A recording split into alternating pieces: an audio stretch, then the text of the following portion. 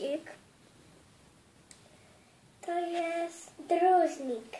To jest jego drozdówka. To jest peron. To jest most. Kolejka. To jest kamienica. To jest ciężarówka. Zewa. Tory. I pociąg.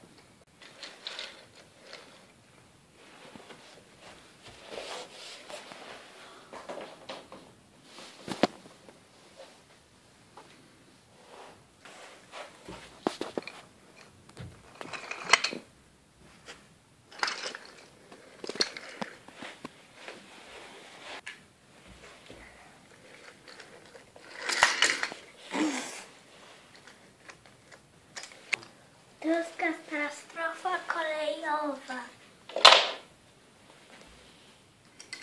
Zestaw ma 40 elementów i można je różnie budować.